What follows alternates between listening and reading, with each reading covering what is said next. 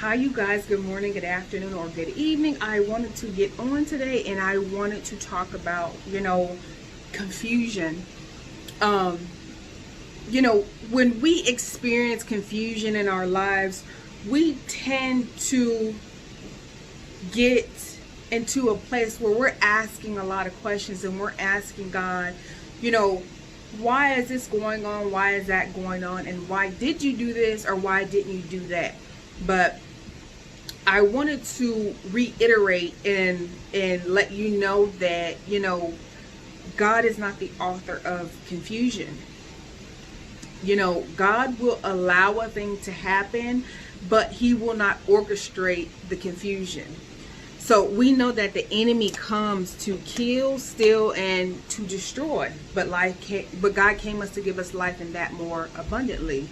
So the enemy's job is to get us off track. His job is to break the relationship and the connection that we have directly with God. Because once he does that, he can affect, how we perceive God and our walk with Christ. He can cause us to stumble and to fall and get stuck in a place of sin that will bury us literally alive. So he wants to divide us, and that's how he will conquer. So conquer and divide. So we know that in Exodus 15:9 it says, the enemy said, I will pursue, I will overtake, I will divide the spoil. My desire shall have its fill of them. I will draw my sword, my hand shall destroy them. So that's pretty much saying that, the enemy wants to fill you up with sin so that he can just destroy you. Because God wants us clean from sin, because we know that sin equals death. And sometimes not physically, sometimes yes, but spiritually. If you are dead spiritually, the enemy is going to have his way with you. He's going to torment you. He's going to make you a slave to whatever he wants you to do and however he wants you to do it. So we know in Matthews 18:20, for where there are 2 or 3 gathered together in my name, there am I in the midst of them. Psalms 133 verses 1. Behold, how good and pleasant it is when brothers dwell in unity. Mark 3:25. If a house is divided against each other, that house cannot stand. So that was backing up, why the enemy doesn't want us to have unity. He wants everything in our lives to be divided. And if he can get you into a place where you are in such disbelief that you begin to doubt God and you begin to doubt yourself, that is the gateway for him to come in. You are giving him free reign and free access to operate into your life. And we don't want to be in that type of state, because then we begin to operate off of emotions. And once he gets into our minds and him operating once he gets into our hearts and our minds, and once we begin to start operating off of emotions, we become unstable and double-minded. So it says, a double-minded man is unstable in all of his ways. 1 minute you're up, then 1 minute you're down, and another minute you're down, then you're up. You're just going to be all over the place, and you're not going to have any stability in, where you're going, how you're feeling, and what you need to do. You're going to do something, and then 10 minutes later or an hour later, you're going to be like, I shouldn't have done that. Or I don't want to do this and I don't want to do that. And then the next minute you want to serve God, then you don't. So the enemy will have you in your mind playing tug of war of, what you should be doing. But he will feel things in your mind to make you think that, God doesn't care about you, that, things will never get better and you will always be struggling. So, and that's not the case. So we also know that the enemy will use people to fulfill what he needs. And by that, I mean, he will use family members, friends, many times your spouse, businesses, you know, all those type of things, any type of relationship, or just people you don't even know, or associates. He will use those people to operate in your life and to bring confusion and to bring chaos, to, you know, mess with your emotions and mess with what you know God has already told you, to make you feel like, you know, you're not on the right track, and make you feel like what you're doing is not right.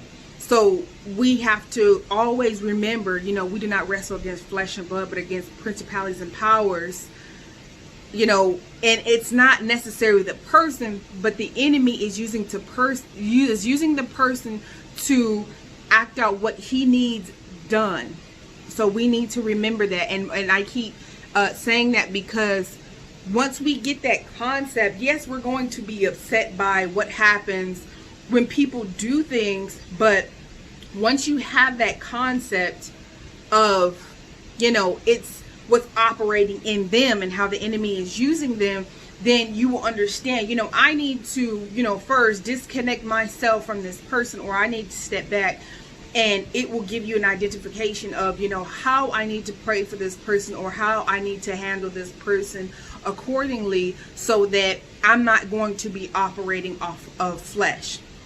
Then it kicks over to, you know, that's why it's always important to continue to pray and to fast, because we know that fasting and prayer, you know, helps to weaken our flesh, so that we are not operating off of emotions, and so that when things come towards us and things do arise, we're able to handle them at a better way of understanding, and not just, you know, just jumping off or popping off when things happen. And of course, we're not perfect, and sometimes just things are just gonna happen, okay? And that's just what it is. And we have flesh, and we will fall at times, but doing your best to try to get your flesh under control, because when situations come, you know, we're going to be ready for most of them, but just to be honest, we're not going to be ready for all of them.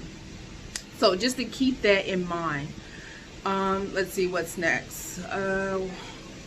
You know, once he gets you to once he gets you to start acting off of your emotions, you know, he can get you into a place to where, you know, you're sad, you're angry, you're depressed, you're suicidal, you're hopeless, you feel like you can't do nothing right, you're irritated, you're agitated, you're confused. You know, he will manipulate what you see so that he can get into your heart. So we know that through the eyes are the gateway to the heart. You know, if it looks good enough on the outside, then your heart will begin to desire it.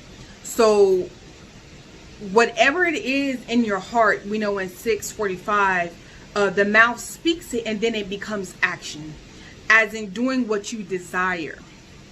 So it says, so that's also how the enemy will trick you into to bait you, because he can't force you to do anything. Even God can't force you to do anything, but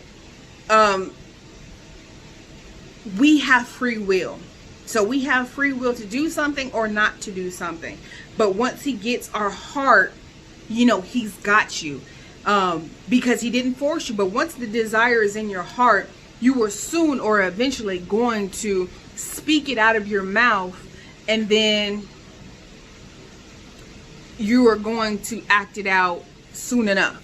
So that's why, you know, people, or I always say, you know, it's very important about the things that you listen to, especially these songs and all these videos that people are putting out that are in such negativity or confusion, that we like to listen to and entertain, because, you know, we feel curious about something. So that's why it's always important to guard our hearts and the things that we listen to and the things that we allow in. You know, we're just human. You know, it's so many things out here. It's, you know, it's endless amounts of temptation that we have to continue daily to, starve ourselves from our flesh and from sin. And again, we're never going to be perfect. So this is not, we know it's not a cakewalk, and we cannot say we're never going to act off of emotions, because we are. So, and we know that, but limiting the type of things that we watch will help us to close off our gates, so that we can keep them pure, holy, and acceptable. So